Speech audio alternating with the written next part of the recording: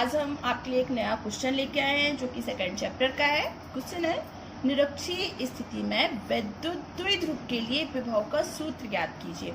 या फिर आपको क्वेश्चन ऐसे भी मिल सकता है, या फिर आपको क्वेश्चन क्या मिल सकता है, सिद्ध कीजिए कि निरक्षीय स्थिति में विभव का मान शून्य होता है। इसके पहले हम अक्षीय स्थिति को सॉल्व कर चुके हैं। अगर आपने नहीं देखा है तो आप मेरा लास्ट वीडियो देख सकते हो, उसमें आपको विभव की अक्षीय स्थिति मिल जाएगी। और हाँ स्टूडेंट, अब याद रखिएगा, निरक्षीय स्थिति को और क्या बोलते हैं हम, अनुप्रस्थ, और अक्षीय को अनुदैर्ध्य। ओके, तो चलिए हम शुरू करते हैं क्वेश्चन। हम ये सिद्ध करेंगे कि जो निरक्षीय स्थिति है उसमें विद्युत द्विध्रुव के लिए विभव का मान क्या होता है, 0 होता है। मतलब आपका जो आंसर होगा वो क्या आने वाला है, 0 आने वाला है।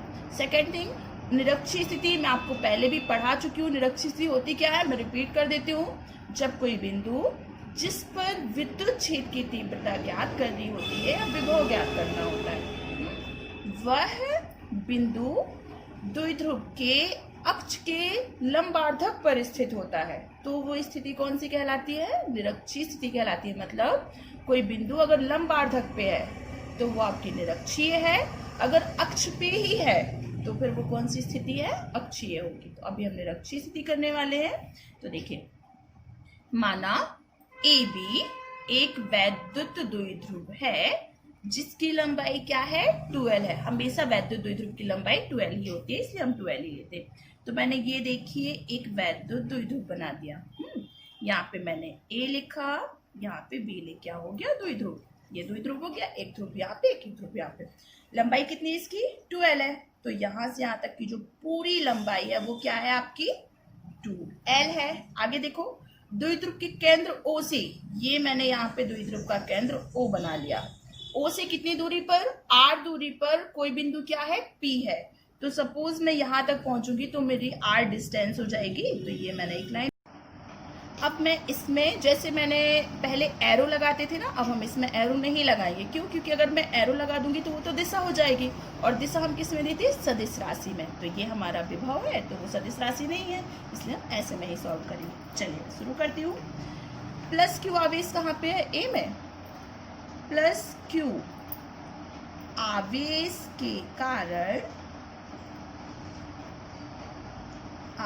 के कारण बिंदु P पर विभव, ठीक है। इसको मैं V1 दे देती क्योंकि पहला निकाल रहे ना हम। विभव का फॉर्मूला क्या होता, 1/4 पाई एप्सिलॉन, अगर K रखना चाहो तो रख सकते हो, 1/4 पाई एप्सिलॉन K, फिर आवेश के बटे में केवल दूरी, okay, 1/4 pi epsilon K into आवेश। आवेश क्या है आपका, प्लस क्यू बटे दूरी। देखो प्लस क्यू से P तक की दूरी कितनी है, हम A से चलेंगे कहाँ तक, P तक ना, तो आप AP लिखो या PA लिखो, कुछ भी चलेगा क्योंकि इसमें मैं डायरेक्शन तो देनी नहीं है। इक्वेशन नंबर फर्स्ट, ठीक है। सेम आप माइनस में करो, माइनस क्यू आवेश के कारण बिंदु P पर विभव। अब मैं इस बार इसको क्या लिखती हूँ, V2, फॉर्मूला वही यूज करूंगी, 1/4 पाई एप्सिलॉन K आवेश। इस बार आपका आवेश क्या है, माइनस क्यू, बट्टे में डिस्टेंस। देखो डिस्टेंस P से कहाँ तक का, B तक का ना, क्योंकि B में माइनस क्यू था, तो आप BP लिखो या PB लिखो, कोई दिक्कत नहीं है। इक्वेशन नंबर सेकेंड, कोई प्रॉब्लम, आई थिंक कोई प्रॉब्लम नहीं होगी। अब मैं क्या निकालूंगी, परिणामी विभव निकालूंगी। परिणामी विभव, देखिए परिणामी विभव, सपोज मैंने V है ना, तो V को परिणामी कैसे निकलेगा, दोनों को प्लस कर देती हूँ, V1 plus V2, V is equal to, चलो प्लस करो आप, समीकरण 1/2 से, ठीक है। तो V इज इक्वल टू कितना हो जाएगा, V1 का आंसर देखो कितना था, 1/4 पाई एप्सिलॉन K Q के अपॉन में AP, इतना ही था ना, बीच में प्लस करना है आपको, 1/4 pi epsilon K Q upon PB, और ये वाला Q किसका था, यहाँ माइनस का, ठीक है। अब आपका जो ये माइनस है वो यहाँ बीच में आ जाएगा। 1/4 पाई एप्सिलॉन के Q upon AP minus 1/4 pi epsilon के क्यू अपॉन PB। ये वाला माइनस कहाँ से आया? ये जो माइनस था वो यहाँ पे आ गया, और माइनस प्लस का गुणा करोगे तो माइनस आएगा। ठीक है, अब देखो, अगर मैं यहाँ से Q/4 पाई एप्सिलॉन कॉमन ले लेती हूँ, Q/4 पाई एप्सिलॉन के कॉमन ले लिया तो बचा क्या? यहाँ पे 1/AP बचा और इस साइड 1/PB बचा। इतना ही बचा ना। अब चलो फिगर में लौट के आ जाते हैं हम। फिगर में चेक करो, क्या आपको लग रहा कि कोई छोटा कोई बड़ा होगा? बिल्कुल नहीं, क्योंकि आपका यहाँ पे भी 90 डिग्री का एंगल बन रहा और ये बीच में था मतलब यहाँ का भी L, यहाँ का भी L। क्लियर? तो अब चाहे आप पाइथागोरस थ्योरम से इस साइड का आंसर निकालो तो जितना आएगा, वही पाइथागोरस थ्योरम से आपको इस साइड का भी आंसर मिलेगा। क्लियर? मतलब अगर आप इस साइड से देखोगे तो ये इसका कर्ण है, अगर आप इधर का एंगल देखोगे तो ये भी क्या है? उसका कर्ण है। तो दोनों कर्ण है और दोनों का शेप एक जैसा है, दोनों की जो साइज है, जो डिस्टेंस है वो भी सेम है, इसलिए दोनों का आंसर भी क्या आ जाएगा? एक जैसा आ जाएगा। इसलिए जो आपका AP है और PB है वो कैसा हो जाएगा? बराबर हो जाएगा। देखो मैं क्या लिख रही हूं, चूंकि जो AP का आंसर है वही क्या मिलेगा हमें? PB का आंसर भी मिलेगा ना। तो अगर दोनों बराबर है तो आप यहाँ पे क्या रखोगे? चाहे AP की जगह पे PB लिख लो या PB की जगह पे AP लिख लो। तो ये हमारा इक्वेशन नंबर 3 अगर हमने मान लिया, तो चलो समीकरण 3 से क्या हो जाएगा?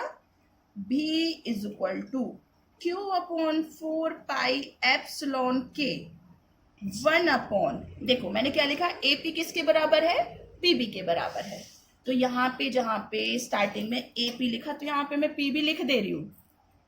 तो 1/PB, क्योंकि मैंने बोला ना AP PB के बराबर है, माइनस, और पीछे तो आप देखो, आपका पहले से पीछे क्या लिखा? 1/PB लिखा ना, तो पीछे आपको यही लिखना होगा 1/PB। अब तो ये दोनों एक जैसे हो गए, तो PB से PB तो कैंसिल हो गया, तो यहाँ पे क्या बचा? 0। V = Q/4 पाई एप्सिलॉन के और मल्टीप्लाई में अंदर क्या बचा? 0। और अगर आप किसी का भी 0 में मल्टीप्लाई करोगे तो पूरा आंसर क्या हो जाएगा? 0। यही तो प्रूफ करना था हमें। क्या करना था कि विभव का मान कितना आ जाएगा? 0 आ जाएगा। चलिए हम नेक्स्ट क्वेश्चन लेते हैं, जो कि है संधारित्र किसे कहते हैं और इसका सिद्धांत समझाइए। ओके, चलिए तो देखिए संधारित्र क्या कहलाता है। संधारित्र एक डिवाइस होती है। डिवाइस मीन्स एक युक्ति है, एक टेक्निक है। किस चीज़ की टेक्निक है? हम उसमें करेंगे क्या? जैसे कोई भी हमारे पास कंडक्टर है, कोई भी हमारे पास चालक है, तो हम उसके आकार को ना बढ़ाएंगे ना घटाएंगे। मतलब संधारित्र एक ऐसी युक्ति है, अगर आप लिखना चाहो तो आंसर लिख सकते हो। संधारित्र क्या है? आप क्या लिखोगे? संधारित्र एक ऐसी युक्ति है जिसके द्वारा किसी चालक के आकार या आयतन में बिना परिवर्तन किए उसकी धारिता को बढ़ाया जा सकता है। ओके, ये हमारी डिफाइन हो गई किसकी? संधारित्र की। क्या लिखोगे? संधारित्र एक ऐसी युक्ति है जिसके द्वारा किसी चालक के आकार या आयतन में बिना परिवर्तन किए मतलब ना मैं छोटा करूं उसको ना बड़ा करूं, बिना परिवर्तन किए उसकी विद्युत धारिता को बढ़ाया जा सकता है। ओके, ये हो गई हमारी डिफाइन किसकी? संधारित्र की। अब हमें क्या देना है? इसका सिद्धांत देना है संधारित्र का। तो चलिए मैं सिद्धांत आपको समझा देती हूँ। मैं आपको सिद्धांत समझा रही हूँ, डेफिनेटली आपको देखना अभी याद हो जाएगा सिद्धांत। सिद्धांत में मैंने क्या लिया, मैंने माना कि जो मैं बोलूंगी वही आपको लिखना है। माना ए और बी, ये दो प्लेट ले ली मैंने, ये दो प्लेट कैसी है मेरी, चालक प्लेट है। माना ए और बी दो चालक प्लेट है जो कि एक दूसरे से कैसी है, पृथक है। पृथक मीन्स अलग है, दोनों से जुड़ी नहीं है ना। तो लिखना क्या है, माना ए और बी दो चालक प्लेट है जो एक दूसरे से पृथक है। ओके, फिर देखिए मैंने प्लेट ए के पास में यहां कहीं पे कोई धनावेश रखा है। मैंने यहाँ पे क्या किया, यहाँ पे कोई धनावेश रख दिया जिसके पास कोई कौन सा आवेश रखा गया है, प्लस आवेश रखा गया है। यहाँ पे अगर मैं प्लस आवेश रखती हूं तो क्या होगा, ये हमारी चालक प्लेट है। तो चालक प्लेट होने की वजह से जो इस आवेश के पास में होगी प्लेट, उस पे कौन सा आवेश मिलेगा, प्लस आवेश मिलेगा। ठीक है, जो प्लेट दूर होगी उसमें कौन सा आवेश आएगा, माइनस आवेश। तो मैंने इस प्लेट के पास प्लस रखा था, इसलिए ये पूरा इस जो पहली वाली प्लेट को था वो कौन सा आवेश मिल गया, प्लस आवेश मिल गया। तो माना ए और बी दो चालक प्लेट है जो कि एक दूसरे पृथक है। ए को कौन सा आवेश दिया हमने, प्लस क्यू आवेश देने पर जो प्लेट बी है, प्लेट बी के पास वाले सिरे पे अगर यहाँ प्लस है तो अब कौन सा होगा, अपोजिट होगा ना। तो यहाँ पे कौन सा मिलेगा आपको, माइनस। ओके, और बाहर जो दूसरी साइड की परत है उस पे कौन सा मिलेगा, प्लस।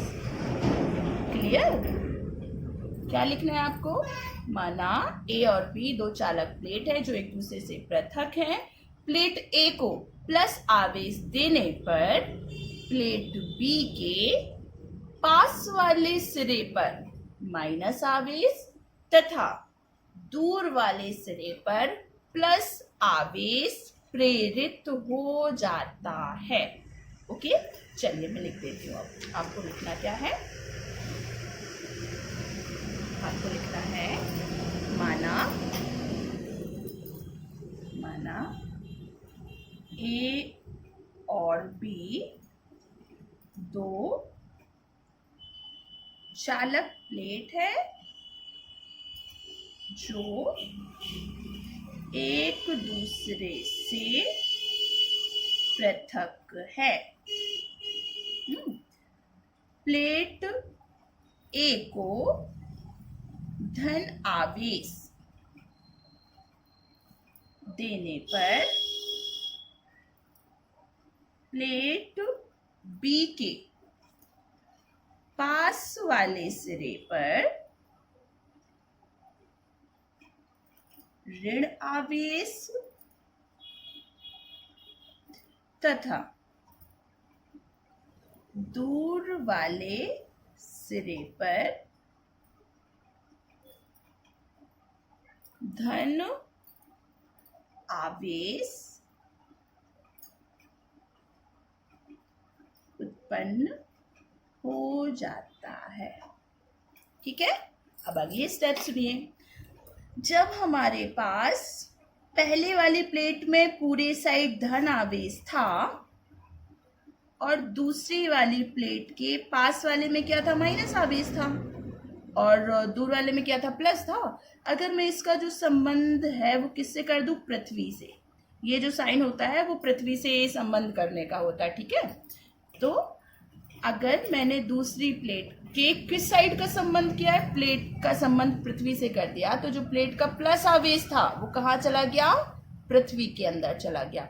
और अगर यहाँ का प्लस आवेश पृथ्वी के अंदर चला गया तो आपके पास यहाँ पे कौन सा आवेश दिख रहा, केवल माइनस आवेश ना। हाँ, तो दूसरी प्लेट में कौन सा आवेश बचेगा, सिर्फ माइनस आवेश शेष रह जाता है। क्लियर, हमने जो यहाँ की हिंदी लिखी है वो जो लैंग्वेज है वो आपकी इस वाले फिगर से लिखी है। अब जो इसकी लैंग्वेज लिखोगे वो आप इस फिगर से लिखोगे। ठीक है, यदि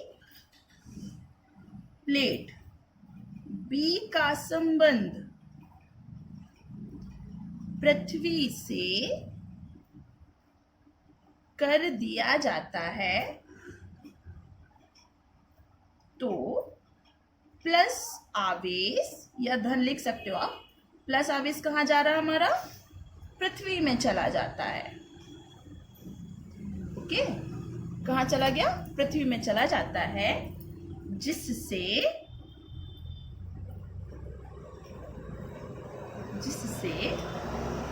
प्लेट बी पर केवल ऋण आवेश शेष रह जाता है। ओके, आई थिंक आपको याद हो गया होगा। चलिए मैं रिपीट कर देती हूँ फिगर से। आपको कर लिखना क्या है, देखिए ये दो, माना ए और बी दो चालक प्लेट है जो एक दूसरे से पृथक है। प्लेट ए को धन आवेश दिया जाता है, जिससे प्लेट बी के पास वाले सिरे, पास वाले क्यों? जैसे ये प्लेट रखी है मैंने यहाँ पे, तो इस वाली प्लेट के ये पास है, आपको इस साइड आना है तो दूसरी साइड दूर पड़ रहा ना, मेरा दूसरी सतह है। तो प्लेट ए के पास वाले सिरे पर माइनस आवेश तथा दूर वाले सिरे पर कौन सा आवेश उत्पन्न हो जाता है? प्लस आवेश उत्पन्न हो जाता है। ठीक, ये आपकी ये ऊपर वाली लैंग्वेज हो गई। अब नीचे वाले देखिए, अगर इसको मैंने वैसे ही रखा है, इसमें बी का संबंध किससे कर दिया? पृथ्वी से। यदि प्लेट बी का संबंध पृथ्वी से कर दिया जाता है तो प्लस आवेश, इधर प्लस आवेश था ना, इस साइड प्लस आवेश पृथ्वी में चला जाता है, जिससे प्लेट बी पर कौन सा आवेश शेष रह जाता है?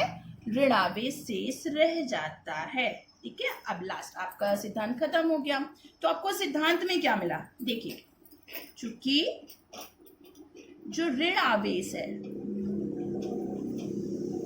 आवेश प्लेट ए के अधिक पास में है, अधिक पास है। देखो ये माइनस था, इस साइड प्लस था ना, तो माइनस वाला पास में ना ए के, चूंकि ऋण आवेश प्लेट ए के अधिक पास है, अतः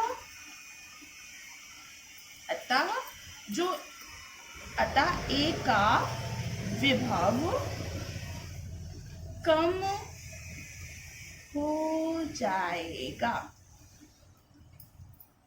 अगर प्लस आवेश ए के पास में होता, इधर पे प्लस होता, तो ए का विभव बढ़ता, ये बी के पास माइनस आवेश बच रहा है, इसलिए ए का विभव क्या होगा?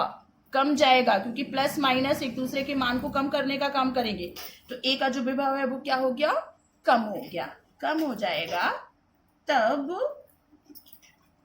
धारिता, अपन को धारिता ही तो चाहिए था ना, धारिता C बराबर, देखिए आवेश मतलब Q, विभव मतलब V। ठीक है, यही है ना। अगर हम आवेश बढ़ाएंगे तो विभव का मान क्या हो जाएगा? कम हो जाएगा। ये हमारा सिद्धांत कंप्लीट हो गया। आपको यही संधारित्र के सिद्धांत में याद रखना है। ओके, तो आपको इस सिद्धांत मिला क्या कि अगर हम विभव को कम करते जाएंगे, आपके पास जो भी चालक प्लेट है, अगर आप उनके विभव को कम कर देंगे तो धारिता का मान क्या होता जाएगा? बढ़ जाएगा। और यही हमारा संधारित्र था कि धारिता का मान अपन को बढ़ाना था। तो धारिता का मान बढ़ेगा कब? जब आपके पास ये एक ऑब्जेक्ट हो सकता है, किसी संधारित्र की धारिता के मान को बढ़ाने के लिए क्या आवश्यक है? तो अगर आप किसी प्लेट के धारिता का मान बढ़ाते हैं तो जरूरी है कि उसके विभव का मान क्या होना चाहिए? कम होना चाहिए। तो अगर विभव का मान कम होगा तो उसकी धारिता का मान ऑटोमेटिक बढ़ जाएगा।